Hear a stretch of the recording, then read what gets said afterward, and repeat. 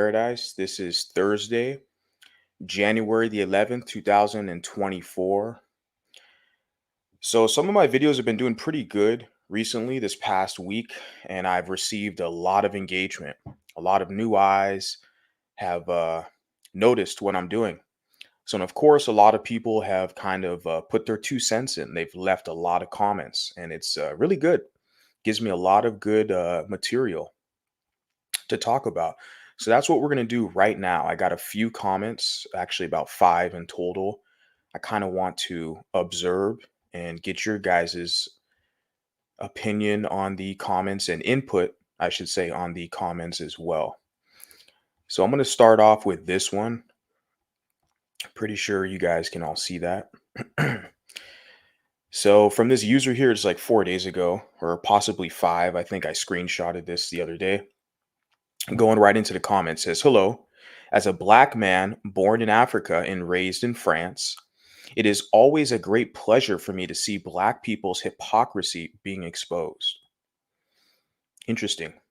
Says black people want to be loved and respected by everyone, excuse me, but they also want the luxury to reject and being racist to everyone.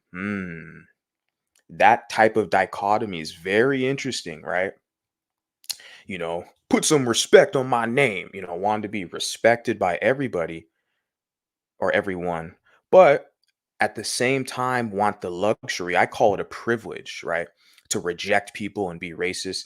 Now, a quote that I kind of I developed myself that I often say is that as a mulatto American, okay, is that they will claim all of your wins and achievements, meaning the achievements and wins of mulattoes, okay, like Charles Drew and Barack Obama, all the rest of them. They will claim all your wins and victories while at the same time exercising the right and privilege to outgroup you at any moment. Okay. And that, of course, that falls in line with your statement here, right? They want everyone to love them, respect them, but they want the luxury to be racist and to reject as well. So you can see it too, all the way from France, and I think you said in Africa as well. Interesting, yeah. So you put here, their tribalism is a reason why I think there are and will be wars in Africa. Yeah, the tribal warfare. It's interesting because there's a very notable book. It's called The Destruction of Black Civilization. And that book is like the grand manifesto of all the pro-blacks in America, all the black nationalists, the black supremacists, all the anti-biracial. Whenever you hear a black American that says they're suspicious of biracials or that they don't trust biracials, or that if they ever use in reference agents when talking about biracials, okay, that type of black supremacist, their manifesto, their go-to guide is the destruction of black civilization. That's like their Bible. They call it the Black Bible. Okay, and the book was written by Chancellor Williams. But the way the book is kind of drafted and crafted is that everything was all lovey-dovey. There was no tribal warfare in Africa before, the Europeans, before contact with the Arabic and the European people. All the African tribes, all the black people just got along perfectly, right? That's kind of the premise. That's the way the story is told. Pre-colonialism. Okay, when you a lot of these Afrocentric scholars, these pro-blacks, like I said, black nationalists, they will tell the story of Africa. They will romanticize Wakanda. No tribal warfare, all the different tribes, they all just got along. Everyone loved each other, right? That's how they tell the story. It's not until the Arabic man and the white man showed up that all the problems started for all the blacks. I mean, but like you say here, tribalism is the number one thing, right? This constant tribal warfare you can see around the planet, but I'm just using that kind of for context because a lot of people will reference that. Their tribalism is a reason why, I'm going to read it again, there are and will be wars in Africa, always has been, right? Even when they immigrate to the West, they keep this tribal mindset. Very interesting. And you've noted that yourself. You're saying you're from Africa, you moved to France. So I found this comment to be fascinating. That's why I'm reading it to you guys right now, live. Okay. You can see people from Congo talking S about people from West Africa, saying they submit to Arabs since they are Muslims, or people from noble and superior caste who justify slavery of people from inferior caste.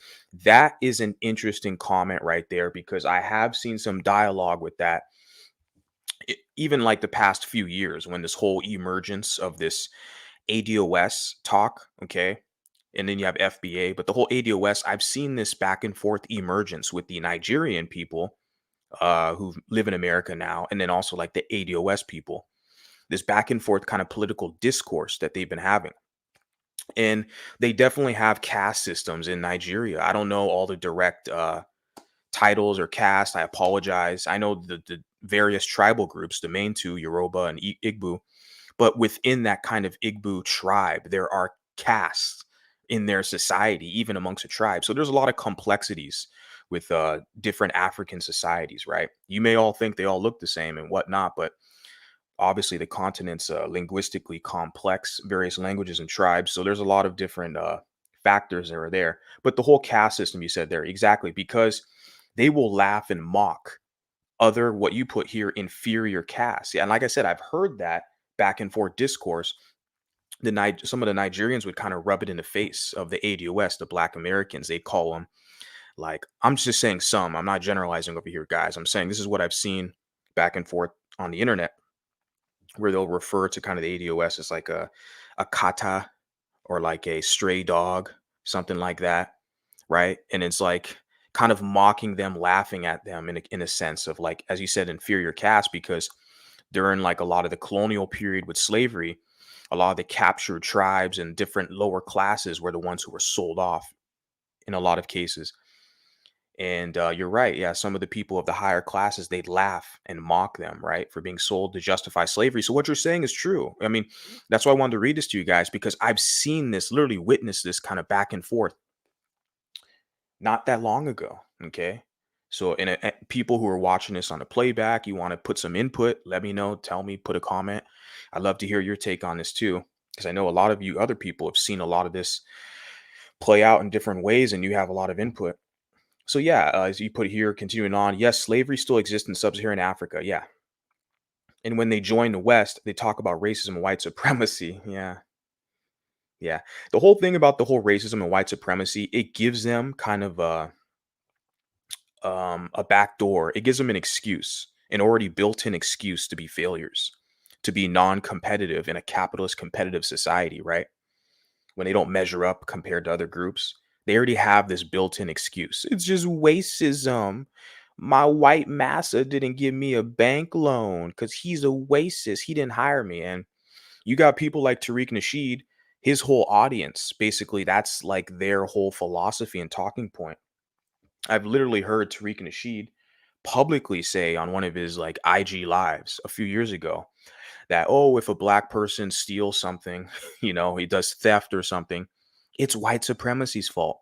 He was saying because the white man didn't give him a job, so he had to steal to survive. Literally, you have race hustlers, race pimps, okay, here in America, who have they can attract a whole audience of proud victims that will push this type of crap. They'll blame racism and white supremacy for everything, all their failures.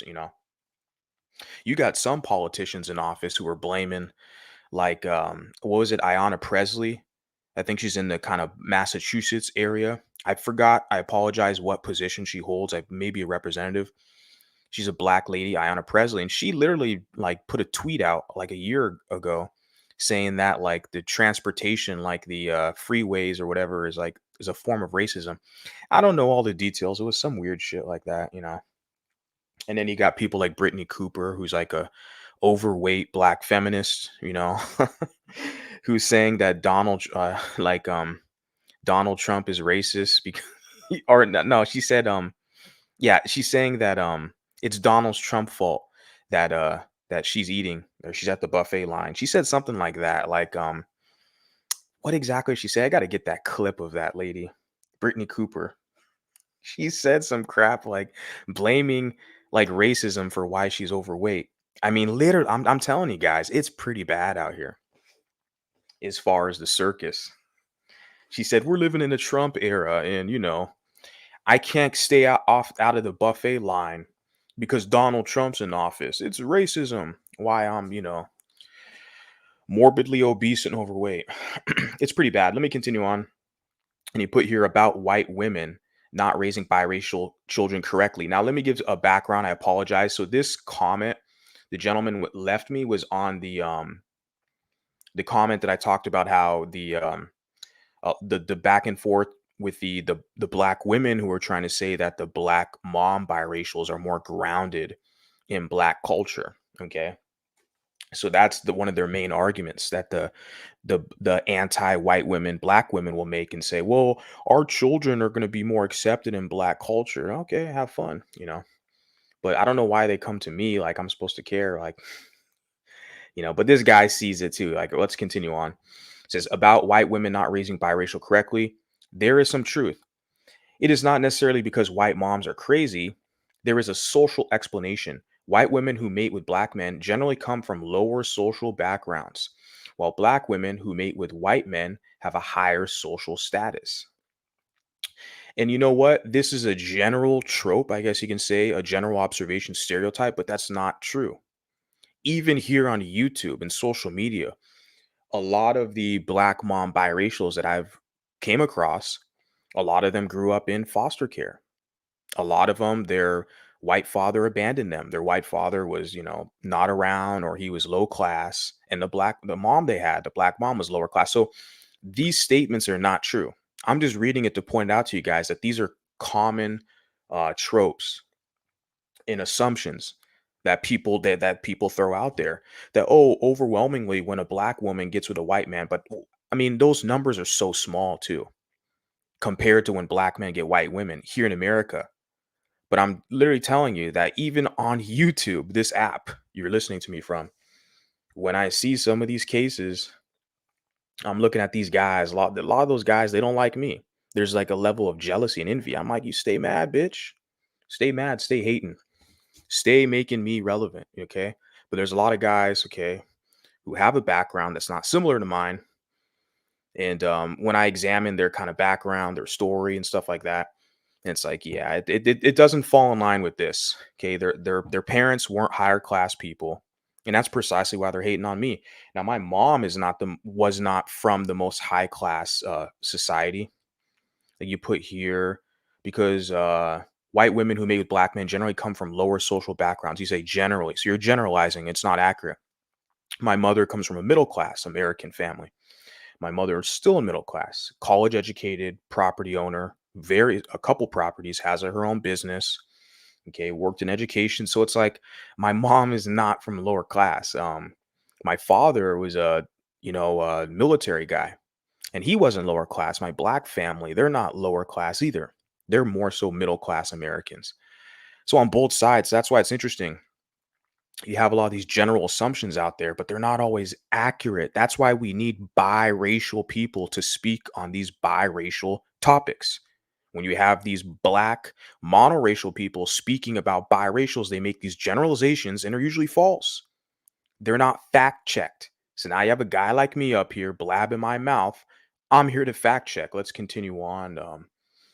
Yeah, they are. Oh, say, okay, let me repeat that. While black women who mate with white men are of a higher social status, we kind of already debunked that. Okay, they are well educated, good manners, etc. We already debunked that. They aren't the so-called black queens. Right. Okay. Anyway, black women are jealous of white women. Yeah, that's everyone knows that. It's common knowledge, right? With all the wigs and all that stuff, we kind of know that. Initially, they feel superior to white women. Then they see lots of black men dating white women, and it makes them crazy. Right. I want to note that as well.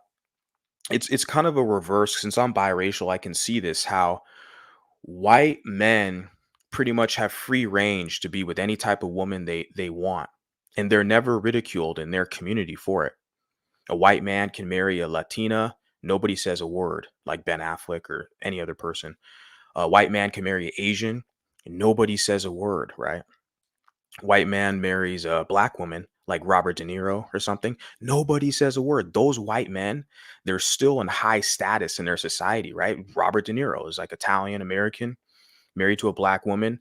His value never decreased by one iota. He still has the same value he's always had, right? Same thing with, like I said, with all these other white men. Doesn't matter what type of women they are, they're not shamed for it in their community. But when you look at the other way around, you look at a white woman, if she's with a non-white man, typically a lot of times she's shamed for it. If she's with, especially in this country of America, if the white woman is with a black man, there's a lot of shaming and stigma that comes with that. Even today, not as much today as it was back then. We all know that they had laws to prevent that.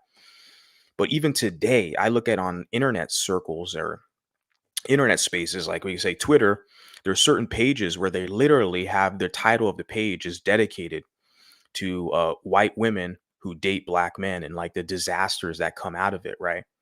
And so I can give you an example. Okay, and in white society, they have names where they shame white women for being with a black man. They'll call them, historically the N-word lover, right? Another one they have is they call them mud sharks. A white woman with a black male partner, they call them a mud shark. And also a white woman with a black male partner, they'll call them coal burners. You'll see reference to that. They'll say, pay the toll, it's a coal burner. That's literally they're shaming white women for their mating and dating habits. But it doesn't work the same way in reverse. Like I just told you guys, if it's Robert De Niro, think of who else. Is it George Lucas is married to a black woman, the Star Wars guy? Um, so when a white man marries a black woman, that white man's status doesn't go down. Nobody shames him. Okay. But when the white woman's with the black man in that white community, they shame the woman. Okay, we got that. Moving on. In the black community, which is a matriarchy here in America, the black woman can be with any man she wants. You go, Queen. Yes, sis. Like Serena Williams, they all celebrate her. Who else? The Supreme Court Justice currently, right now, Ketanji Jackson. Okay, she has a white husband. Think he's a doctor. You go, Quang. You good. Kamala Harris, who's like probably 30% of African, she's a multiracial woman. She's not black, but the Quangs are going to say, my vice president looks like me, right? But you look at her partner. Her partner is a white man, right? They celebrate that in the community, just like you have Meghan Markle, who's not a black woman. Okay, she's a mixed woman. She has a white partner. They're going to celebrate that, right? It's celebrated all over social media, all over the news, everywhere. Yay, black women. But when a black man in America has a non-black female partner, all of a sudden you're going to have all these YouTube streams, all this back and forth, conversation and discourse, and it's never ending. People make content out of it because it's a matriarchy, right? So it's okay for black women to be with non-black male partners. It's not stigmatized. But the black man, when he's like a Michael Jordan or whoever else, any athlete, they're with a non-black woman, it's stigmatized. Like I said, when we look at the white community, it's the reversed. The men can do whatever the hell they want. They can spread their seed across the planet. A white man like Mick Jagger, the Rolling Stones rock star from England. I think he's from England, but we could say the UK. Mick Jagger has children literally across the world, across the planet. I think he has a wife from Asia, a wife from Africa, or not a wife, excuse me, a baby mama from like Brazil. So he has like multiple baby mamas. Okay. He can literally spread his seed across the planet. His market value never goes down. There's no stigma attached. And that white men have been doing that for centuries. They can have, there's no issue there. But when the white woman, okay, they have, especially if she's with a black man in American context, all of a sudden there's a lot of stigma attached. I just want to point out that kind of interesting dichotomy. If you guys haven't noticed that yet, because I'm biracial, I can see this, and I have a white mother, black father, and so I can definitely see these how this plays out. So I just wanted to add that there. If you guys, watching the playback, put a comment. I'd like to hear more of your guys' opinion on that. So they aren't the so-called black queen. Yeah. You said right here, they feel superior to white women, then it gets crazy because they get jealous, right? And it makes them crazy. This is why they love when half black and half white people have identity crisis. They love when biracial people or mulatto will say half white, half black mulatto. They love when we have identity crisis because they can wield something over our head, like influence, right? They love it, right? When they have a guy like me, they're like, it's like I go back to Calvin Robinson's quote. When they feel like they can't put you in a box, they look at you as a problem. They don't know how to deal with you, right? So trust me, guys like me, a lot of people don't like me, but they know what I'm saying is true, so they can't refute my arguments or my talking points. So they'll result to slander and ad hominem attacks, and the whole identity issue thing would be if you're a biracial with a white parent and a black parent, and you just say you're black, you okay, you got identity problems, okay? The whole world's just gonna see me as black. Well, we'll see. Have you traveled the whole world? Surround yourself with all black people and let's see how biggity black you really are, okay? But like you said, yeah, they love it when mulattoes have an identity crisis because yeah, they can use it. They can use it over them because they want that power, something they're lacking, right? Self-esteem and power. So they feel like with this mulatto, because a lot of us, not me, but a lot of other mulattoes I'm seeing, they're very close proximity to the community, right? Whether they live next to them or work with them and stuff like that. So yeah, then they have to deal with those issues, okay? Continuing on, it is like a revenge for them. On social media, I have seen black women telling other black women to not help white mothers caring of their biracial girl's hair, even for money, just to see the level of hatred. Yeah, the spite and hatred. And that's very believable. That's very believable. There's no doubt about that. We can just see like even when Kobe Bryant passed away, um when Kobe Bryant passed away, it was I remember there was like black women celebrating his demise. And I was like, wow, I mean, it's Kobe Bryant. Like, I'm from California, from the suburbs of Los Angeles, Orange County area. And Kobe Bryant had a house in Newport Beach. I've seen him up close and personal a couple times when I was doing private security in Irvine, across the street from the University of Irvine, and one of the executive buildings they had there. And they had a tutoring school in the office building there, and Kobe Bryant would take his daughter there. I was like, damn. And Kobe Bryant's like right there. I never asked him for his autograph or a picture or anything like that. I didn't want to bug him. But I saw him up close and personal. It's just crazy then the fact that he passed away right in a helicopter with his daughter, and another family was there with them. Remember, guys, it wasn't just Kobe Bryant, it was a family was there with him, taking his daughter to a basketball game.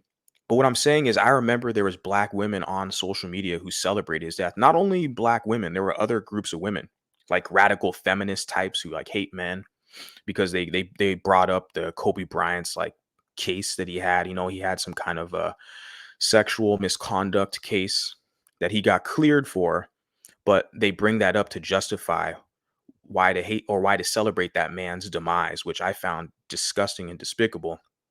I remember when that happened, I had to kind of block people and tell people off like way out of line. But yeah, man, just to make a long story short, or for the public, yeah, how they celebrated Kobe's demise and celebrated even Kevin Samuel's demise as if it's justified, when all Kevin Samuels really did was point out facts, or in his opinion. I guess you can say they're not facts, just statistics, opinion. But I've never seen Kevin Samuels like try to celebrate anybody's demise like that, or celebrate anybody's like death.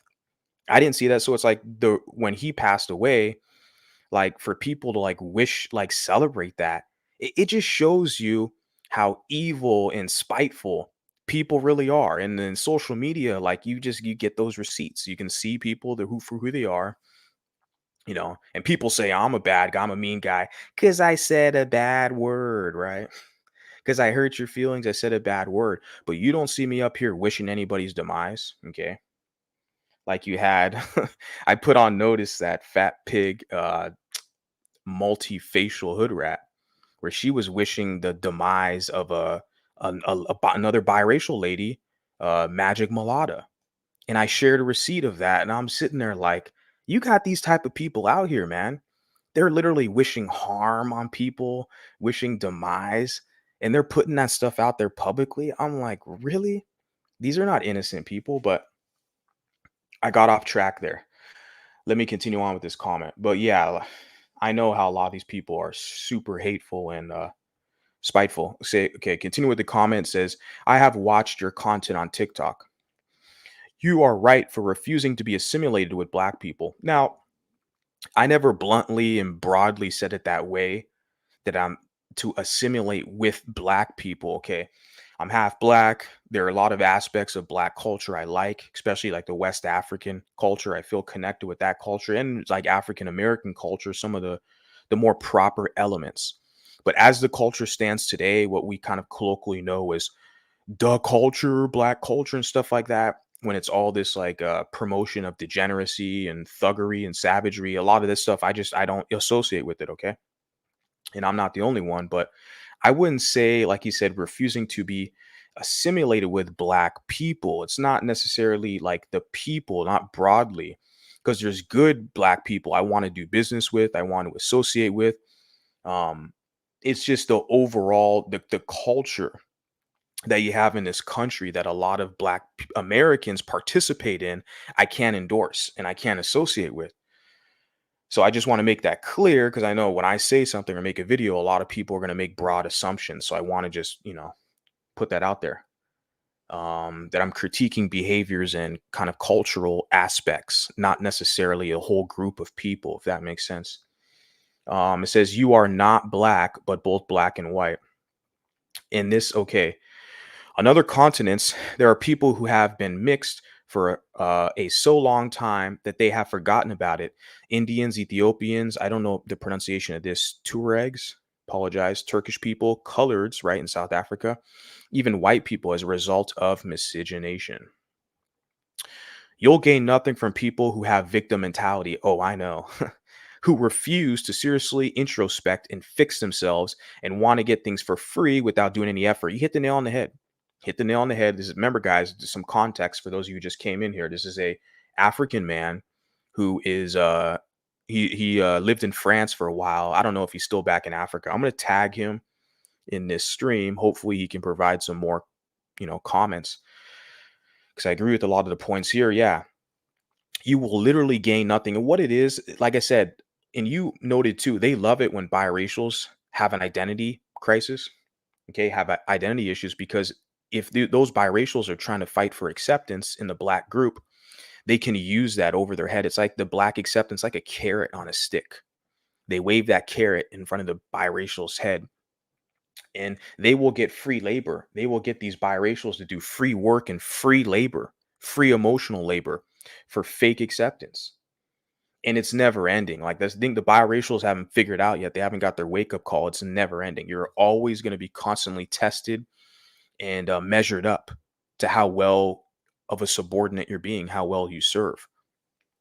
And yeah, and when you have people who are like that with this victim mindset, they don't want to look at themselves and introspect and fix themselves. They want to blame white supremacy. It's all white supremacy's fault. When I build, Greenwood, and when I build, Black Wall Street in Tulsa, Oklahoma, them good white folks, they come in and they burn it down. See, that's why I don't want to be productive in society, because we already know what history teaches us. When we do something good, because we kangs, the white people destroy it. Meanwhile, the same people spewing that foolishness, they work for white people. They work for white companies. They check in, clock in to a white company. See, I figured out all this stuff a while ago at the university I attended. All the same people that I'd see in the African Student Union that were all pro-black, biggity biggity black, and all this stuff. I turn around at the other corner on campus. I'm seeing them kissing white butt. I see them with all their white friends, trying to get jobs from this white people, kissing butt. I just realized it was all an act, right? It was all like this. The pro black stuff is for other blacks to flex on other blacks essentially. So yeah, if you're biracial, what the hell are you doing there? Don't you have your own unique issues, right? Have you explored that? Your uniqueness and what type of issues you have, okay? Utilizing and forming your own identity and culture and space, right? Something uniquely built for you. Right. Said a whole handful there. Almost done with this one here. Let's go. There are lots of biracial people in the West. You could distance yourselves from black people, create your own community and make it successful. Hence what I'm doing now. The funny thing about that is most of my detractors aren't even black. Most of my haters are not even black. It's biracials who want to be black. Biracials, black identified biracials who want to be black, they're the ones who give me the most crap, who talk the most ish, who hate on me the most. It's just facts. I noticed that with this whole social media experimentation the past year and a half. It's not even like it it's mainly black identified biracials because in order for them, like I said, they have to give free labor, they have to fight black people's battles for them if they want group acceptance or membership access, okay? So when they see a guy like me who's trying to do something independent away from their influence, they're going to be like, "Oh, he's a racist. He's bad. He's a mean guy," you know? So they're going to try to attack me to get brownie points from the community, right? So yeah, creating your own community and making it successful, it's what I'm doing. And I enjoy the process, but it's not easy, but that's why I enjoy it because it's not easy. But we have to do it. There's no choice. You know, I should have started doing this like a decade ago, 10 years ago, but we have to do it. Okay. Just part of life. You could take inspiration from white, Asian, and Jewish people. Take nothing from black people. They don't value hard work and intelligence. Now that's a broad statement. Like I said, this is this guy's comment. I don't know, like the account. He could be someone who's not black putting this, but I don't even know. It's just a comment that I received, and I'm just reading it to you guys. If you fail, they will despise you more. But if you succeed, they will try to remind you of your African roots just to get money from you. Good luck. Yeah. Yeah. Yeah. If you succeed, right, they will try to remind you of your African roots. The police pulls you over, they gonna see you with black. Oh man, them white folks really don't like you. Your white mama, she don't really like you. Right? It's funny. Cool. Got Katie in the house. Shout out to you, Katie. It's always a pleasure to see you here.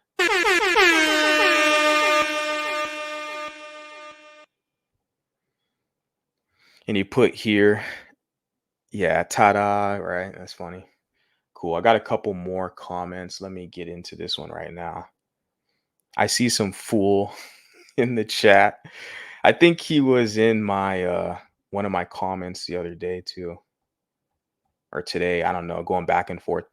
The fact that you're here talking to the troll guy, you're doing me a favor, right? Because you're watching me, you're helping me with my watch hours, you're helping me within that algorithm, right? So you're literally here serving me. Okay. Like I don't go to your business or your establishment unless you're providing something useful. But you're over here, like you want to be bothered. It's funny because when I think of just pulling up a comment right now, like with a lot of the pro blacks or the black nationalists, they have a lot of channels, right? They have more numbers than us currently. They have a lot of channels, and they hate biracials, these black supremacists, more than their white massa, right? That's the thing about the black supremacists. They hate biracials more than white people. Because the reason why, because they're competing with us. They envy us and wish they were us. So they're competing with us for their white masses approval. They know because we're half white, we'll always be more socially acceptable to the white society than they are. Hence why they, you know, talk down on us, right? So, but you don't see me go to those channels, all those black supremacists like Tariq Nasheed or Dr. Umar. You don't see me. If they ever talk about biracials, I might take some clips, I'll record some stuff, I'll take some screenshots, and I'll bring it to my, for research purposes, right? I'll add it to my catalog. Um, but I'm not over there trolling any of these people. Okay. All the pro wax. So it's funny when I see them come over here, it's like, you know, you're here to serve me. Okay. You're here to dance and sing songs and entertain me. Like I don't need you. Okay.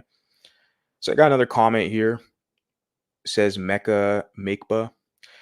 This is an interesting one. This falls in line with the pro whack who's in the comment section. He's going to agree with this one, right? Right here it says, I wish it was against the law for biracial people to say that they are black. You know, that's cute. Yeah. It's funny, see, because a guy like me, they're intimidated by a guy like me, right? But a lot of these biracials, they just want to kiss your black butt. They want your acceptance. Why don't you go over to their channels? But they're afraid of guys like me because I'll inspire people to think differently, to analyze the scenery, to make, a more consorted observation, or we can say kind of use discernment, right? What are you getting out of the whole deal? Okay. Stop being a subordinate. So they're scared of guys like me because other biracials, I mean, every day I get new followers, whether it's on TikTok or Instagram or here on YouTube, doesn't matter. Every day, I have people who email me as well who like what I'm doing. Okay. And that reassures me to continue doing this. And so a lot of these pro wax, these black supremacists, like the guy in the chat, they're the ones they're intimidated by this, right? So reading the comment, I wish it was against the law for biracial people to say that they are black. All they do is use the black community. Says when they are not getting along with white people, they run to the black community for support. Interesting. When they're not getting along with white people, they run to the black community for support. Interesting. I like to see some of those stories. They don't even marry black people because they want to preserve their European and Asian bloodline. And they can't do that if they are married to a black person, especially if they are dark in skin tone. You want to imagine this person's a black man, black male. And he says dark skin, which is kind of obvious. You can see kind of the jealousy and envy here. And he also includes Asian, European and Asian. I'm not Asian, okay? So he's including the Blasians, which is good for us because then we can literally form allies in a sense, in allegiance, you know, based on these, black supremacists pushing out these other groups, right? These other multiracial groups, it only empowers us. Me, I'm focused on mulatto, but I do have a lot of like Blasian, you know, people that follow me. I follow them. I'm friendly with and stuff like that. But he says here to they don't even marry black people. A lot of these biracials are married to black people. A lot of these biracials, they like, and we know with mulatto women in America, a lot of them have a place in black society because in black society, mulatto women are they have a higher status than the mulatto man. If you're a mulatto man, you got to be like even Drake. Even Drake didn't marry into the black community. I don't blame him. Okay, and then a lot of these guys like I was thinking of one cat right now. What was his name? Vin Diesel, right? And even another biracial guy, I think he's Blasian. Yeah, The Rock, Dwayne Johnson. He didn't marry into the black community. I don't blame him. Okay, because even these guys who are celebrities, like, yeah, that's the only way you're going to get some respect in the community is you got to like be like a high profile celebrity. Fuck that. See, if you're just a regular dude, you're not getting no love like that. And some of these younger biracial guys who are raised in the hood, they're feeling the pain right now today. There's a guy out there, I'm not going to call his name, but I seen a couple videos. I've only started watching a guy till he started bringing my name up. But he's made a couple of videos where he's like literally like frustrated. He wants to go to the DR to get a mixed chick. He prefers mixed women, which I think most mixed guys do. But he's seeing how the dynamic in the black community where the status of mixed men is not high unless you like I said are a celebrity, but the status of mixed women are they're the preference. Okay. And that's in that community. So there's one guy, he wants, he was raised and cultured to be black. Okay. And he's having a hard time dealing with that reality that his status is not the same. Because you could be a dark skinned man, be broke, no money, no car, smoking blunts, and they're valued in the community as long as you got some pookie swag, right? You get some bastard baby mamas, you're valued, okay? And then, like you said, with biracial women, a lot of them, like I said, since they're preferred, a lot of cases in the black community, they don't have to do shit. And I'll bring it back to multifacial hood rat. You could be a dumb piece of shit idiot like that, and amongst black men specifically, not the women, but the men, they will value her, even if she's a scummy, overweight, fat piece of shit. Okay, she can be overweight. Their standards are lower, right? They'll let their women get, obese. So, you know, they're still going to be valued. They don't have to do anything. That behavior is acceptable. Whereby in any other community, any other race of man will not find that acceptable. Latino men, Mexican men will not find that sloppy, biracial hood rat acceptable. White men won't, Asian men, Arabic, right? No other race of man. See, I feel like with a lot of the women, the biracial women, their status is not as high outside of the black community, because then they're competing with these other races of women who are also beautiful. Okay, Mexican women, Latina women, Arabic, whatever, Asian, a lot of beautiful women in this country of America. So I feel like with biracial women, they have to compete more with these other groups. But in the black community, they already have a prearranged kind of pedestalized preferential status that their male counterpart, so to speak, the biracial man doesn't have. The biracial man has to fight more. And a lot of these biracial guys who are raised in the black community, they're having a hard time coming to grips with that. But when they see a guy like me, I kind of give them some inspiration and hope, which I do like that. Because a lot of these guys follow me all over social media. They realize you guys got options, man. You guys got to click up, organize. You guys have options. Don't take a shitty deal. If these people aren't giving you nothing, don't even deal with them. Okay, it's quid pro quo. And so we already referenced that. Yeah, because like you said that most right here, they don't even marry black people because they want to preserve their European genes. And I'm sitting there like, you know how many biracial people I know, like men and women? A lot of women I see that they marry into the black community. My whole thing is you could do whatever you want. It's a beautiful thing. But when you come a baby mama, we know the stats are high. Don't come running to me. I don't give a shit. Don't come running to me when you become a baby mama, because not interested. We got another comment. Got a couple more after this as well. I'll get to your guys' comments as well. I appreciate you guys being here. If you can, hit the like button for me. I appreciate that. That definitely helps me in the algorithm because, yeah, things are looking good. So let's get into this. Lloyd Johnson, 5 days ago, says, what I have found out over the years is that 80% of westernized blacks are extremely racist. I am biracial and been receiving their racist crap, excuse me, since I was in the single digits. But only thing I have found out is that 80% actively work behind the scenes with the white supremacists for a few crumbs that white supremacists give them. My man right here hit the nail on the head. I'm going to read this another time.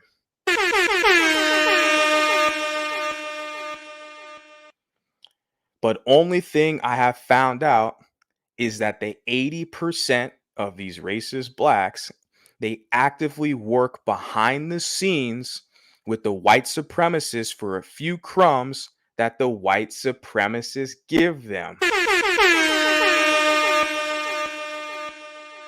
This is literally what happened to me during my epiphany moment in 2019 when I came back from Ghana. I moved to San Diego, was taking more classes at the university, navigating different, like I said, pro-black spaces. Like I already mentioned, the African Student Union and these different kind of clubs on campus.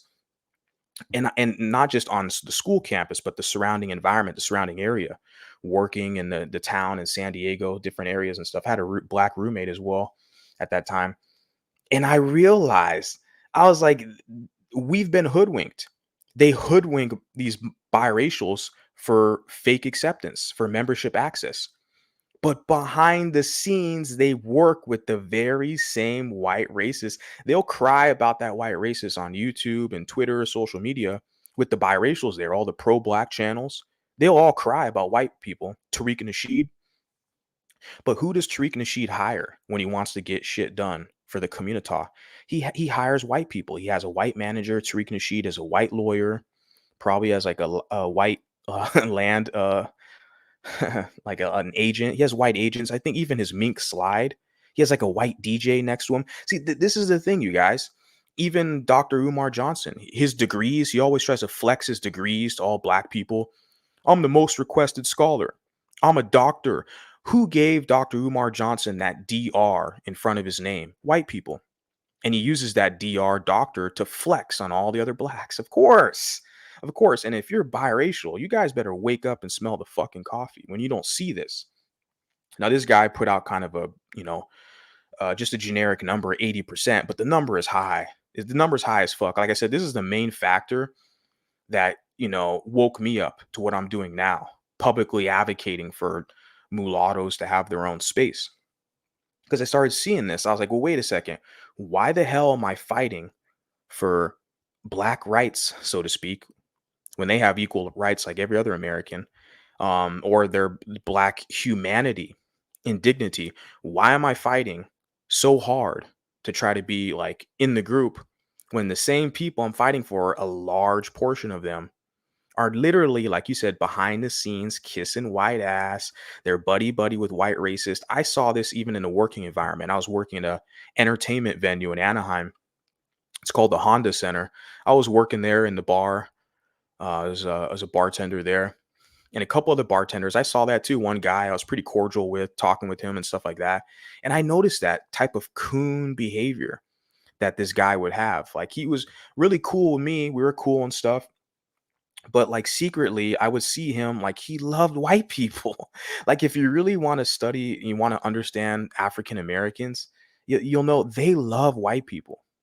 That they literally love white people. So when you say this here, that they'll actively work behind the scenes for crumbs, of course, of course. I mean, once you figure out that majority of African Americans just love white people, regardless of all the rhetoric they say on the internet, all the pro-black stuff, and they're against colonialism, they're against white supremacy. They love white supremacy, man. Most African Americans, they just hate their position underneath it. They wish they were closer to the source. Now, that's the real tea, okay? They don't want to admit that. But of course, with us, because our birthright, we're half white, so that's why there is a major issue with us that they have with us, okay? It's not because we're duplicitous.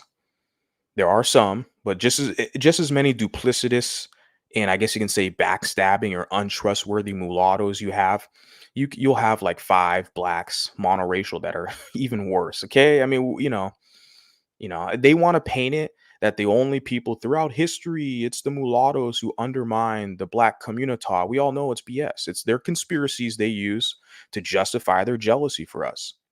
Because I mean, yeah, we can get into a whole nother stream on that. But I just want to point this out with this comment here, because like I said, this is like when I came up with had my epiphany moment. I realized, wait a second, the same people I'm fighting for, defending their honor, dignity, and humanity, those same people are working with the racists they cry about. It's like, dude, who else sees this shit? Like I said, that guy who commented was biracial, so he sees it. I see it. It's like there's more of us now who see this stuff. Like, this is real shit, guys. The same exact people are working behind the scenes. Love it. Cool. Got a couple more comments, guys. Gonna go into your commentary. What are we at? Like, oh shit, already an hour, 50 minutes already. Let's get into this. So I pinned this on one of my recent videos, and this one was on yeah, this is on a recent video. Don't even think I even tagged it. Or I don't. Let me see for a second. I apologize, guys. Because close one of my tabs with my notes. So I have it right here. This was on the Black Identified Biracial Quandary. I think it's got like 400 views or something. This is what this comment was left on that one. The other comments that you guys all heard me talk about prior to this one, that was on the one with the on TikTok where the black women are attacking biracials with white moms. So that was that commentary there. So this one is on the Black Identified Biracial Quandary, which I've already said. Most of the a lot of the biracials, I don't know if I can say most, but a lot of them, what I see are black identified and they're fighting for membership access, right? So they'll fight white people, they'll fight their own mama, you know, they'll fight their grandmama, they'll fight the mailman, and you bet your bottom dollar they're gonna fight a guy like me, right? Because I'm not kissing black butt, right? Everything is quid pro quo in this competitive capitalist society. Okay, I'm not obligated to the communitas standards. Okay, so yeah, this video was on the Black Identified Biracial Quandary. I pinned it. The guys puts here. I find this dynamic so interesting. Black Americans are attempting to ethnically delineate from Africans, and Africans are doing the exact same thing Black Americans do to biracials. It's wild to see. As a Black American, I can see our own hypocrisy. So there's another Black American commenter who's providing his input. Of course, I agreed with the comment that therefore I pin it because the guy who's in the chat, who's like, um, with his disagreements, like he's all up in the comment section, you know. And I think probably this video or some other video, and it's like I don't care, man. Feel free to post your little comments. It's not you're just giving me more material to showcase to the public. Like, look, this is not a healthy situation. It's not working out. Okay. I'm not a subordinate. I'm not a subgroup. I had to correct some guy. It wasn't, was it? Yeah, it was here. It was in one of my comments. He literally said that biracials were like, we're a subgroup. I'm like, wait, pump the brakes. I ain't a fucking subgroup. But a lot of people think that. Sub means below. It is a Latin prefix meaning below, underneath. Okay. So whenever you have people who want to identify you, a group, meaning biracials, being sub underneath someone, I'm like, whoa, I just block. I mean, this one comment, I just corrected a guy, but to me, I'm more disgusted when I see a biracial that says that. There's literally been 4 biracials who came over to my page or whatever, trying to talk that subgroup shit. I just block their ass. They're banned for life. Any biracial who comes over to any of my social media with that shit, it's a immediate block. There's more, like I said, there's more leeway. If you're black, I get it. You want people to help you, make you feel better. And you also want access to like lighter skinned people. I get it. I'm not going to agree with you with your argument about being a subgroup because I will fight. I'm not underneath you. But yeah, I'm just disgusted when I see a biracial talking about their subgroup, they're underneath black people. Give me a break. But yeah, this guy here puts the comment here. I'll read it again before I move on to the next one, guys. I find this dynamic so interesting. Black Americans are attempting to ethnically delineate from Africans, right? ADOS, FBA versus like Caribbean or Nigerian, etc., right? And it says, and Africans are doing the exact same thing Black American does to biracials. It's wild to see. Interesting. Yeah. Just wanted to highlight that one. I thought that one was pretty interesting. This whole delineation process. But when I, draw these parameters, I make these distinctions. I still have people who are kind of like trying to like pull me back in. They're trying to use scare tactics. That's all they kind of have, right? The gaslighting, projection, and the scare tactics. The police gonna pull you over when the police pull you over. Well, I'm a law-abiding citizen. I'm not out there, doing the gangster rap and the trap and the drill, and I'm not glamorizing all that thuggery. I'm not out there like that, man. So you're not gonna, catch me doing anything like that, getting fucked up. So yeah, let's read this next comment I got here. Like I said, in the same video was the Black Identified Biracial Quandary. The quandary is the problem they're facing. Like I mentioned with this one content creator, okay, who was raised in the hood, Black identified. He doesn't like me because he's jealous, He's jealous. which is like, stay mad, man. Stay jealous. I don't know why you're jealous. There's a lot of people who are, but shit, I don't know what to tell you, man. Stay jealous. I'm not gonna fucking help you out like that. You gotta hit the cash app, homie. Shit. But that guy's in the same issue problem. He wants to fly to the DR to get some mixed chicks when you have all these beautiful mixed women here. And I've already said it before too. Like, just don't deal with the mixed women who grew up in like the black community. Just avoid them like the plague. And it's easy to identify those women, just analyzing how they talk, their tonality, what their interests are, their value system. It's very easy to spot them. Okay. So I just don't even deal with them. Like if if they're raised around that culture, most of their partners are black men from the hood. And if they're a baby mama, it's just wouldn't even deal with them, period. Already red flag. So it's like it's easy to identify these women, these problematic women who are a liability. But that type of guy, the black identified guy, biracial, black identified biracial, he wants to generalize biracial women in a way. He's trying to say that, oh, they don't like mixed guys or light skinned guys. That's bullshit. Because most of the ones I've dealt with were not in the black community and they've liked me. And it was the feeling was mutual. And even on YouTube, there's a biracial lady who does like travel vlogs and stuff. She's here in America. She does a lot of different content, like I guess you could say kind of a blogger or a vlogger. She literally did a whole video talking about the type of guy she likes. And she literally said she likes biracial, she likes mixed guys.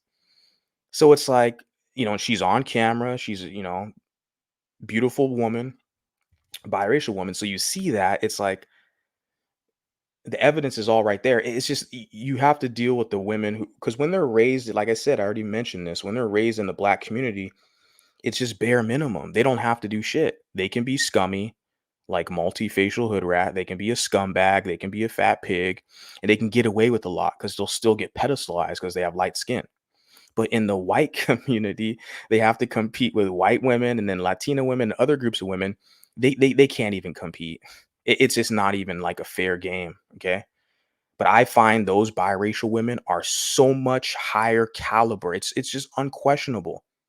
You deal with a biracial woman, a mixed woman who's has white friends, or she has a business surrounded by white people, stuff like that. Different communities outside of the black community. It's just night and day. The quality and caliber of woman you're dealing with. I'm sorry. I know there's some people who are not going to like it too fucking bad. This is my general observation. I've noted a lot of people will agree. You get a better quality person when you're not dealing with that communita. Okay. Let me continue on this comment here. It says all children who are born of a black mother belong to the black American culture. And this goes into the whole black identified biracial quandary, right? All children whose mothers are something other than black belong to their mother's culture. There can only be one type woman with culture authority within each culture. It is women who teach their culture to the children. That is the statement here that I definitely agree with the most. I agree with that statement the most. You are right. You learn your culture through your mother. Definitely. It is women who teach their children religious values and cultural food and rituals, for sure. I agree with that. That's culture.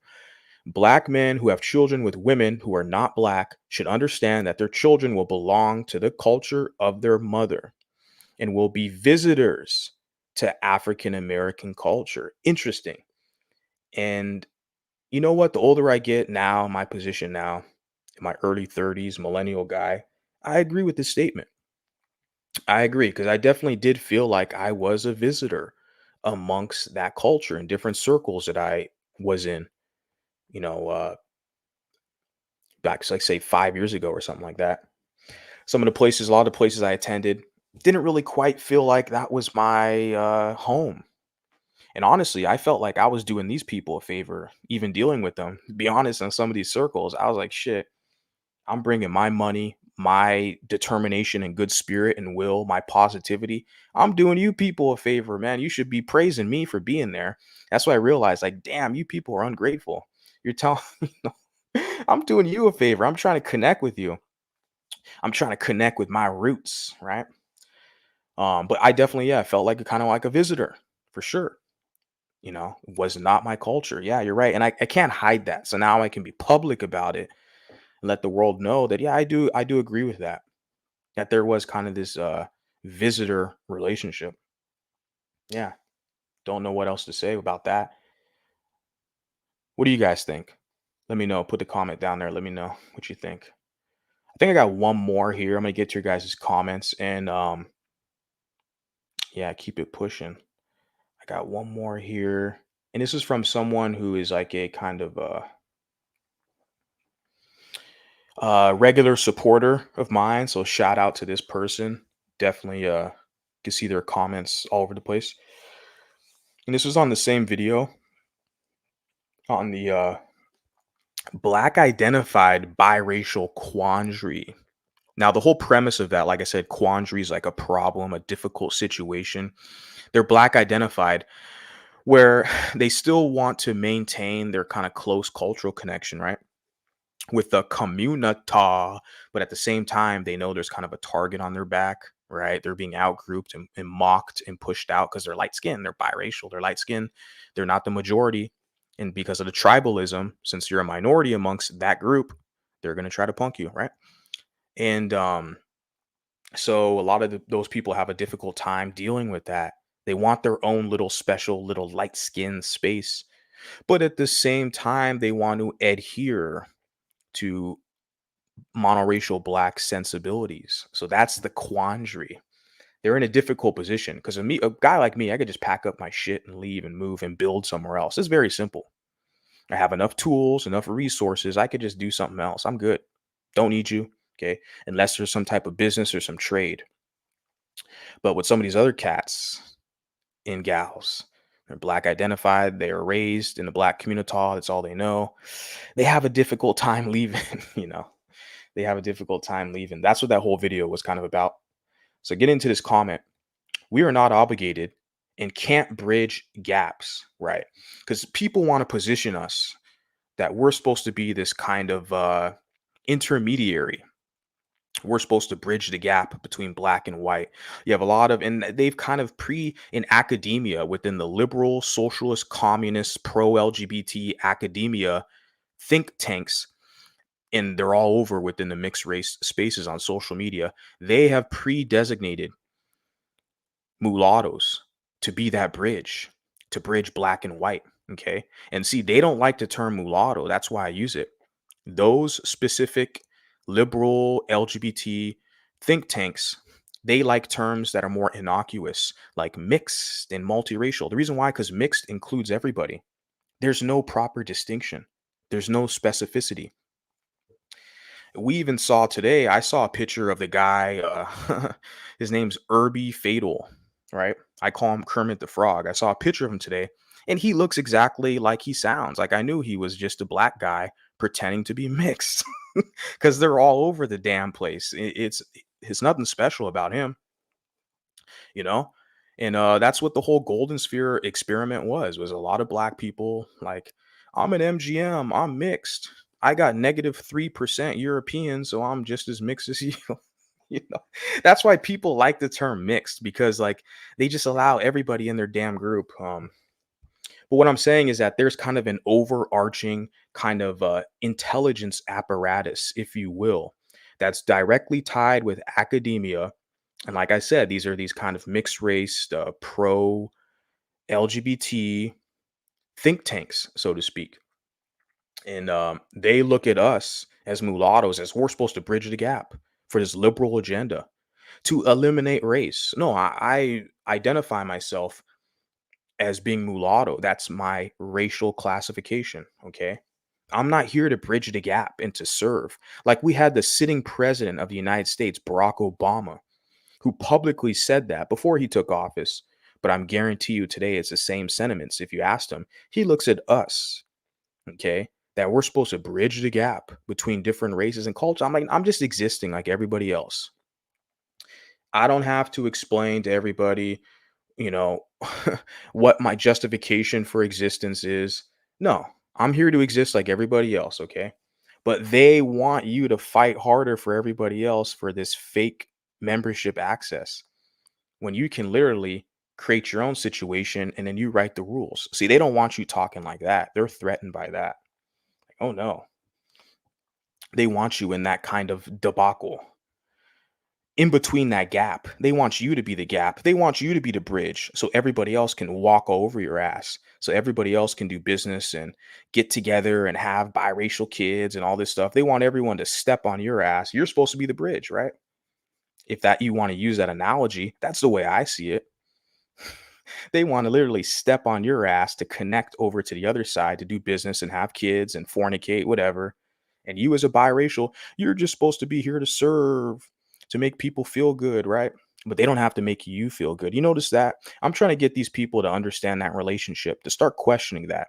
Why is it that nobody cares about your feelings, okay, your sensibilities, but they want to police you? You got to care about them, not over here. So, continuing with the comment, if any individual, regardless of race, wants my time, energy, talents, or skills, they have to pay for it. So I guess you can say this is kind of a pupil or disciple because you've been listening to me. These are my sentiments here. Okay. Quid pro quo. If they want your energy, because you have a lot of vampires here. They literally want you to fight for them so they can get reparations. They want you to fight for them so they can get closer to white people.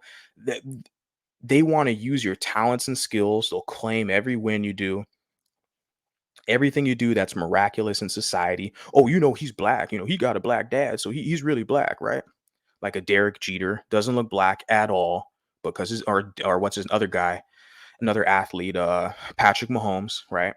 Guy like him because he got a black dad. They're going, oh, he's black too. He got a black dad. See, they want to claim that, right? Right, but then you don't get anything in return. That's the issue I'm trying to tell people. Bottom line is blacks want to shame biracials into thanklessly fighting their battles without offering anything but a crusty ass black card with barbecue stains all over the damn thing, right? Literally, let me read that again because that's profound. Bottom line is blacks want to shame biracials. That's all they can do. Gaslight, projection, shame biracials into thanklessly fighting free labor. You're giving them free labor, okay? Fighting for their battles without offering anything except for this fake black card. And they can revoke that black card at any time. That black card is membership access. Invited to the cookout, That's all, they can revoke that shit at any time. It's like a carrot they're dangling over your head, right? Because when you're amongst that group, you're a minority. Okay. And they know that. And they can easily outgroup you whenever the hell they feel like it. All you got to do is just vote Republican.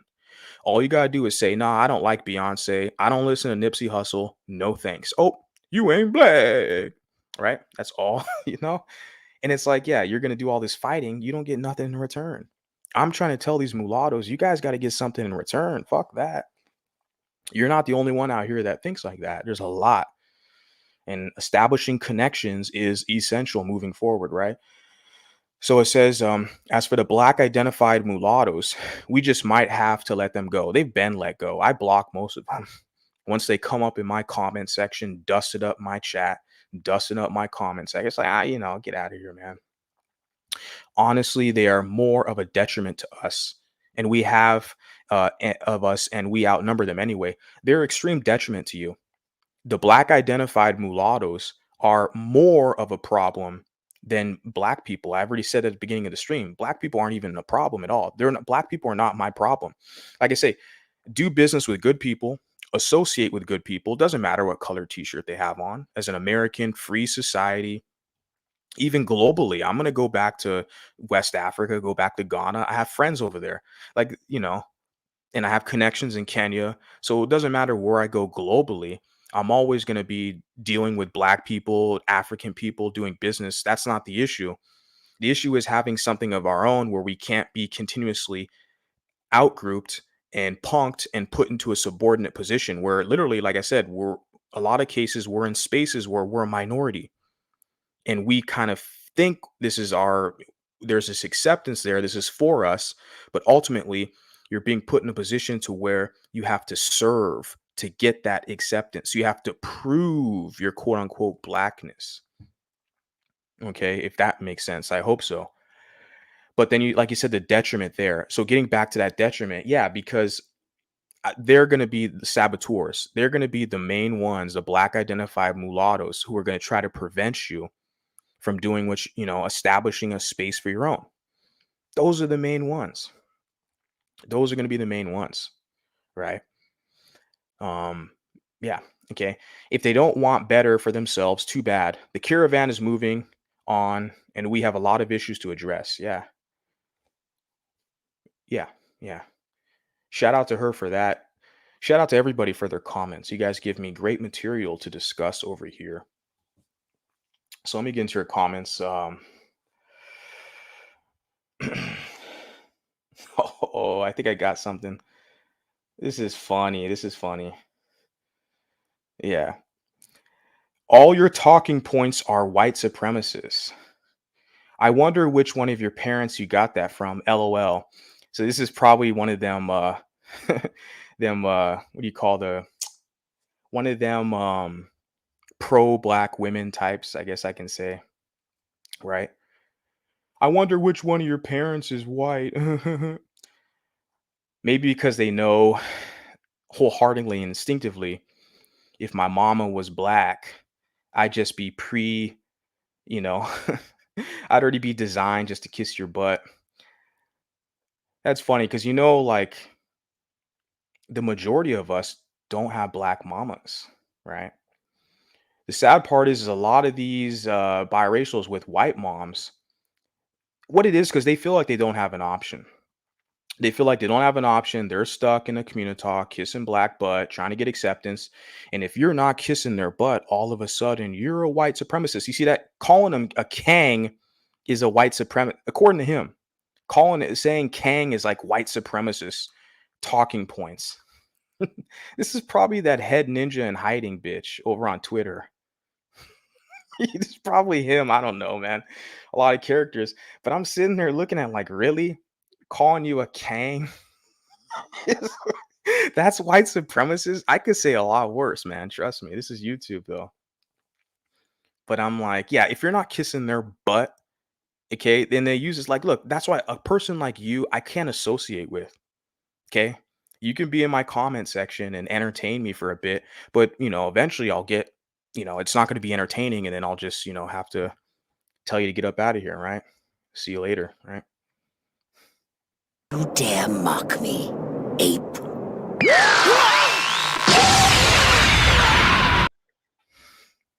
Some Dragon Ball Z for you. Says here, I don't hate you, bro, or any biracial. You pity me. I mean, I love the pity stuff too. Pity yourself, though. You're coming up in here with no profile picture. You know, this is not a pro black space. This is not an anti black space. But the whole pity party thing, spare me with that. A lot of you guys pull that crap. I pity you. I care about you. So I'm going to shame you till you see the light. You don't sound smart. Just by the way, like these comments you're putting here, you don't sound like a scholar or someone who's, cultured. You don't sound smart, bro. So, but you are here to entertain me. No bird brain, then you get another insult. Lovely, right? I don't agree with that post. Okay. Says here, can we tally up the scores and see who is leeching off who? Yeah, yeah, right.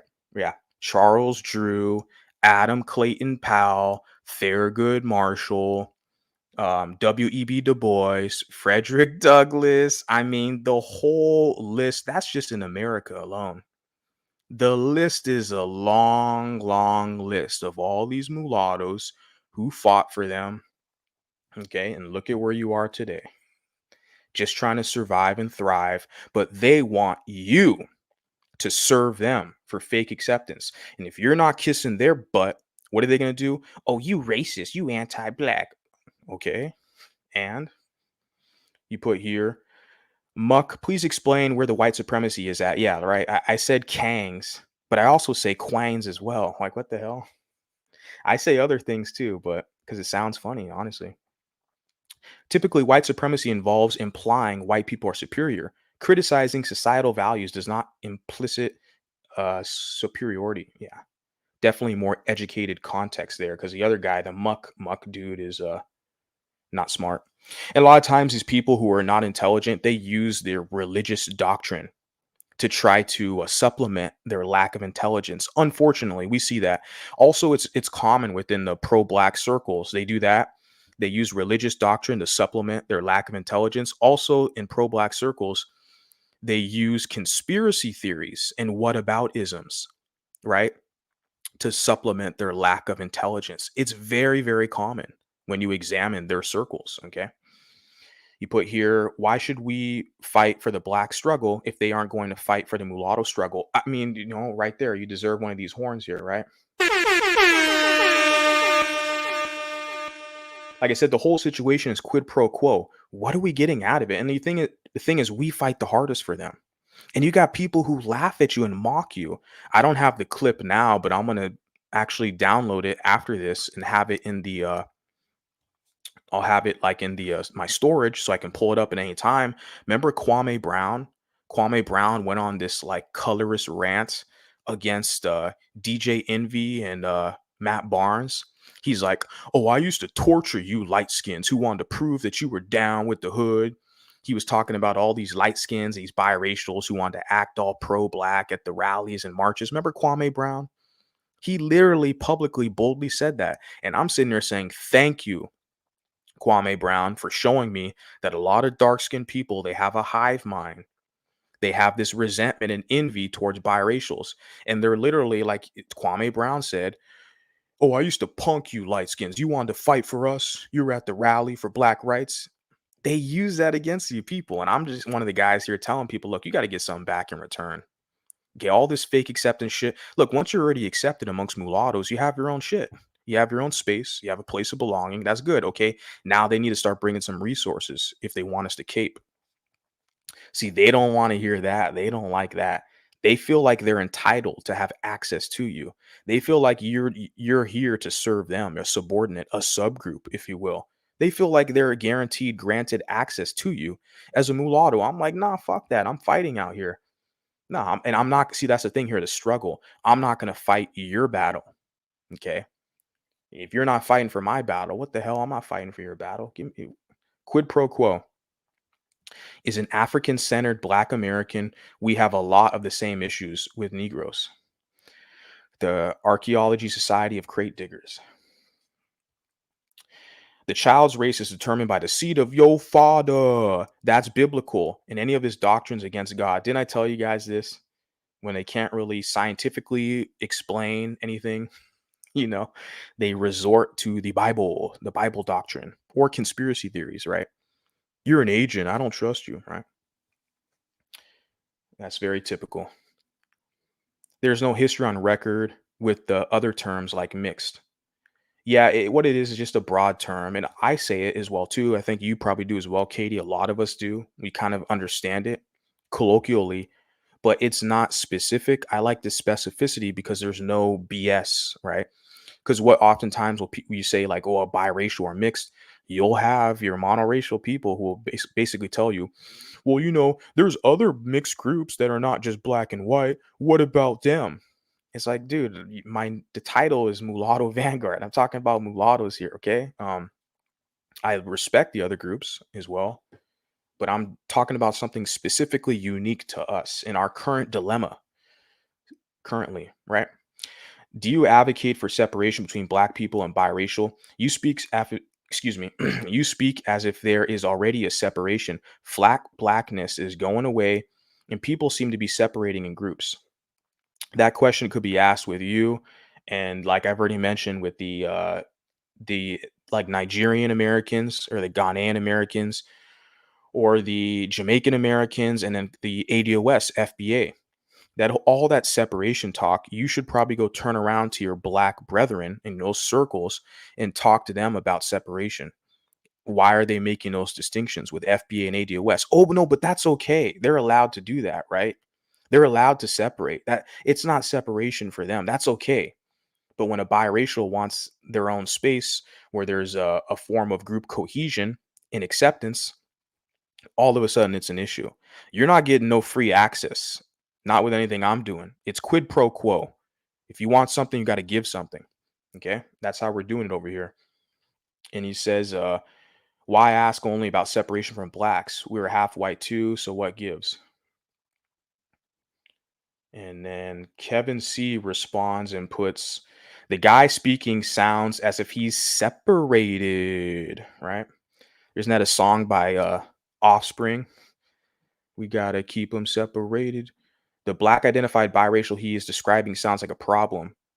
So why identify as black? The black identified biracial sounds like a problem. I've already said they're more of a problem than monoracial black, in my opinion, as far as what I'm doing when I examine a problem, because a lot of them, they will work against me and they will sabotage what I'm doing. Black people who have integrity and dignity, they have their own black spaces, which is beautiful. I don't troll black spaces. I don't infringe upon their rights or spaces. I'm not spying on them to see what they're doing, what they're talking about. A lot of black people love entertainment. If I had an entertainment channel, I'd have way more viewers right now. I'd have way more engagement if I was talking about entertainment. It's not an entertainment. I'll have some entertainment value, but it's not an entertainment channel.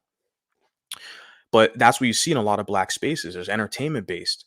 And the black identified biracials, they are fighting for the black acceptance. They see me as an issue. That's where, through my 2-year experimentation on social media, this is what I've come to realize. Describing sounds like a problem. Yeah. Yeah, maybe I think the thing is, maybe you should probably watch some videos or something of mine first before you jump into the stream. Maybe you probably have. I don't know. But yeah, you already have your black spaces. So you talk about separation or separated. You guys like have your own little colored spaces, okay? They even have it to where at the universities, even a university I attended, they have a whole separate, like, what do they call that? I forgot the speech, a commencement speech, something like that. When you graduate, where you get your degree, they have like a special one just for black people. And that's across the damn country, man. I think they had some controversy about that recently at Harvard, one of the Ivy League schools. Now the greater society, white people and Asians, they're kind of pointing out, like, wait, what the hell? Why is it that black people have their own little graduation ceremonies? Isn't that segregation? Oh no, because they're black, they can be proud victims. They can have their own spaces. No, it's good for them. It's you see that how they try to use the separation. That's why I laugh. And I advocate for an independent, functioning, autonomous body politic. But of course, these type of people, see, like I said, they're invested in using you. They need you, they want to use you, they want your light skin, they want your European genes, they want your expertise, okay? They also they want another punching bag.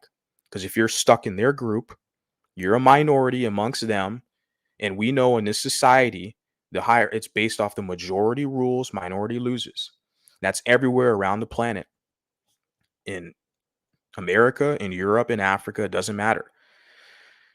Uh, one of the smartest people on Earth is probably one of the number one minority on Earth, and they're currently going to war right now with another group.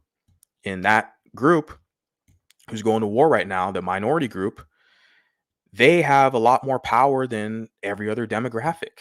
Okay, and they are, so they have protection mechanisms established to defend themselves, okay, as a minority on the planet. So yeah, we have to be in a position where we defend ourselves, because if you're stuck with them, look, they think they own your ass. They think because you're what they're going to do is try to shame you. Like I said, they're going to jump into your chat. You're advocating for separation. You sound like a white supremacist because you said Kangs, right? So that's really their only tactics they have left, right? To try to get you to be a subordinate again. Back, he says, and yeah, Bible verse. Suppose ye that I am come to give peace on earth, nay, but rather division. Yeah, it's just like I said, more of that stuff. When you lack kind of intelligence, you bring this type of stuff here. You can only be biracial if you have parents from different races. I wouldn't put it, if I procreated with a white, considering she's full Euro, our child would be less than 40% African. Yeah, but we are also white. So many question. So, excuse me. So my question is, why only ask about black separation and not separation from both black and white? Because they want you to separate from whites because they're competing with you for white acceptance. Okay, talking about the kind of African American kind of situation, right? They're competing with you for white acceptance. Is a definitely plantation spectacle what you're seeing. So yeah, they want you in their group so they can punk you and use whatever you have, and then they want to grab that and take it to white people. They want white acceptance. And they know because you're biracial, you're half white, you're going to always have more white acceptance than them. And they're secretly envious and jealous of that. They'll never publicly admit it because it will show kind of their mental weakness and shame, right?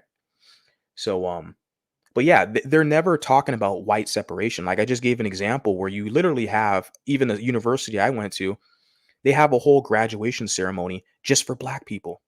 And white people don't really cry about that. You notice that? I mean, they did at the Harvard situation, Harvard school, because a lot of white donors. That school is like funded by wealthy white millionaire billionaires. In Harvard University, that institution, I think it was established in like the 14 or no, excuse me, like 1500s. So that institution has been in operation in America, United States of America, before the damn country was established. Is probably the longest standing institution in the nation prior to United States as a nation. So yeah, a lot of the wealthy, the people who keep that school running, are wealthy white million billionaires. But even then, for a long time, they've never cared that that blacks have their own little separate black graduation, right? That black people will voluntarily separate themselves from white spaces in white society, right? See, like I said, they never, no one ever brings that up. When you have these pro blacks who have their black spaces and they're separating from white society. But then they come to us, a biracial who wants something that's like just mulatto, space for belonging. All of a sudden, this is a public platform. That's why I'm letting you guys are all welcome to come in here and comment, you know, as long as you're respectful, you give respect, you get respect in this world. I'm not gonna, I'll allow it. Yeah, this is a public platform. I've said it, anybody can jump in here, but my message, it caters to a specific demographic. Not everyone's gonna like it. Tough. But there's only so much I can do with a public platform. What the hell is YouTube? Anybody can listen. I'm not trying to get social media famous and get a large, big following. I want the message to be out there and I want to connect with people like Katie and other people who agree with my sentiments and my message. They're like, you're right. I've experienced that. And it validates the mulatto consciousness where it's like, we don't feel like we're the only ones anymore. Like we were isolated or fragmented, where we felt like, is it just me that's crazy? Is it just me that's having these problems? Is it just me that experiences? No, a lot of us have experienced the same things, and we can now publicly vocalize it. And there's a lot of people who don't want you to do that. They feel like they're losing influence. Well, too bad. You know, says, yeah, what's up, Katie in the house? Saint African says, I just subscribed to your channel. Appreciate that. Says, as a African American, I support your efforts. I appreciate that. Um, and you put here, I think mulattoes and multiracial should be classified as their own. Yeah, it's getting that way as well. At the federal level in the census, they do have the multiracial category. Not in the state level, not every state honors that currently, but I feel like over time it's just inevitable. They're going to have to.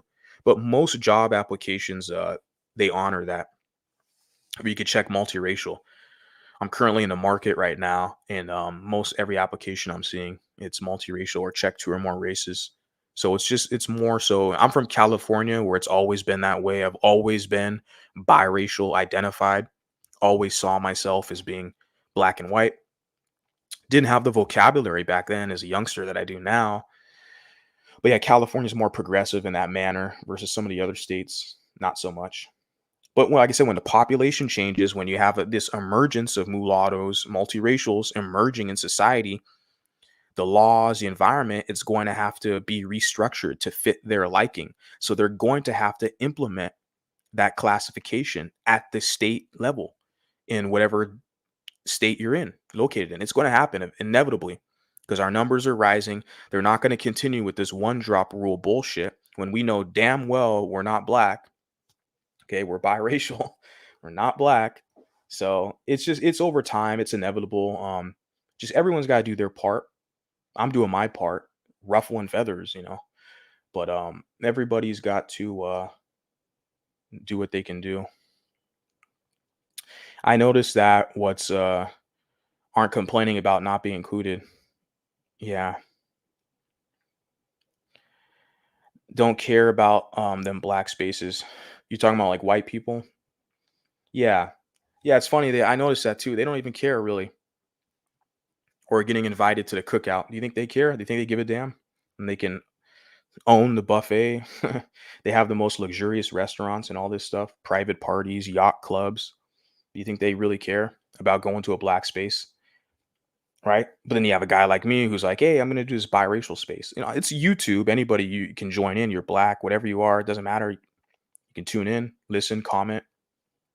But just the idea of someone like me advocating for a space, there's people who are bothered by it, right? They start using these terms like separation.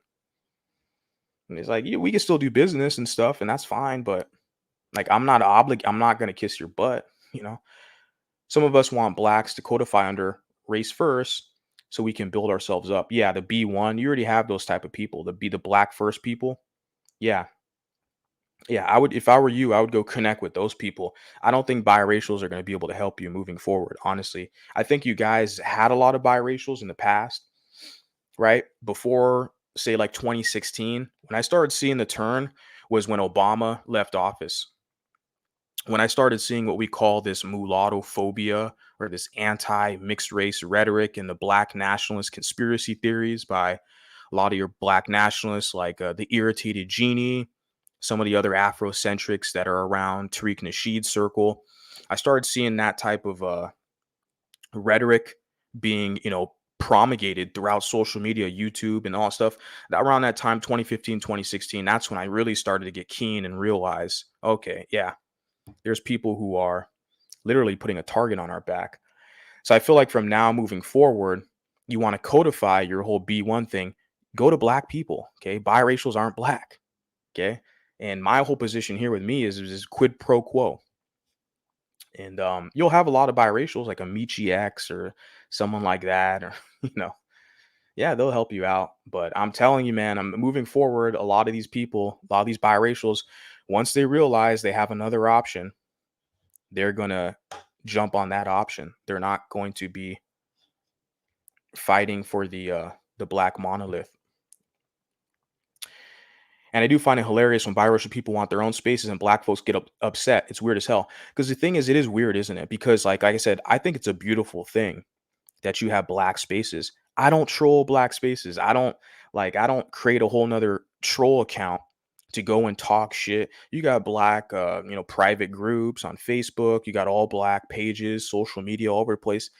You'll never see me trolling these people or hating on them or targeting them for having their own spaces, right? But yeah, I know it's weird, yeah, because it's this double standard, right? They're because they, like I said, because a lot of these people they feel like they own us. They feel like we're a subgroup underneath them. They feel like they're losing something. Their only real ally, because a lot of us were related to black people. We have black family, and depending on, like I said, environment, how you were raised, is a major factor of who's going to kind of stick around, right? And but they feel like they're losing something if we don't stick around. When we want to do our own thing, we're tired of being mocked. We're tired of being kind of outgrouped or consistently, constantly tested for your quote unquote blackness. A lot of us, we get tired of that shit. Like I said, for me, I did some of that in my 20s, man. After when a few years ago, like I said, in like 2019, so let's say 5 years ago, I was like, man, fuck this. I already been to Africa. I went to Ghana. I was like, okay, I already have a connection now. I can deal with the black people I want to deal with. I don't have to do this crap in America pretending that I'm like part of this group when it's obvious I'm not, right? But yeah, people get upset at us, but yeah. I agree with what you're saying. Don't work for anybody for free. It's quid pro quo. I asked about black separation because separation from white is a question for them. The fact that you even brought up and used the term separation is funny. It's really nonsensical. Um, so let me get this straight. We trying to keep biracials from accepting they're white in order to fight you for white acceptance. That quite possibly is one of the most retarded things I've heard. Yeah, well, you're entitled to your opinion. Don't really care though. Wow, I'm in Cali too. Glad to hear that. Many of people I run into try to bully y'all into being black, but yes, y'all have numbers here. Yeah. Yeah, how can they bully you to be black though? You see that in person or on social media? Because nobody bullied me in person to be black. It depends on the space. I've worked with a lot of black people in Los Angeles. I don't know, man. I get along with a lot of black people. What I realize, I fit in. I fit in pretty well. I think that's the thing with a lot of us mulattoes is, especially we're dual heritage. We have a kind of connection to the background with both of our cultures. We can, code switch, if you will, the lingo, but like we're relatable. I can relate to black people and relate to white people, black men, white men. I can relate to both groups. And that's been my experience for the most part in California. So yeah, I've worked with a lot of black people, but the thing is, really, like I'm saying, is that you cannot, for me, I cannot ignore the level of hostility that I see. And the main thing is with this social media experiment is to combat the conspiracy theories, okay, and the rhetoric that I see with a lot of black nationalists and pro blacks. And because a lot of them, they're allowed to say all the negative anti biracial stuff all over the internet, they rarely ever get challenged. Biracials never challenge them. That's why when they see a guy like me challenging, people get scared. Oh no, he's going to inspire other biracials. Yeah, I'll inspire some, but a lot of these biracials, they just want to kiss your black butt. I'm telling you, they don't like guys like me. They're like, oh no, not him. They just want to find a place underneath you to kiss your butt. But I'm one of the guys who doesn't. I'm one of the guys where it's like, I don't do no free labor. I don't work for free. I negotiate for a good pay. So yeah. Yeah, I don't know the whole bullying thing. Yeah, they try that. They're the shaming crap too, right? I agree with what you're saying. Oh, I think I already read that. You put it twice. Days of Noah is a biracial. I'm not trying to connect. I'm here to learn. I have a lot of biracial mulatto family members. So you have my full support. I don't care about you doing your own thing.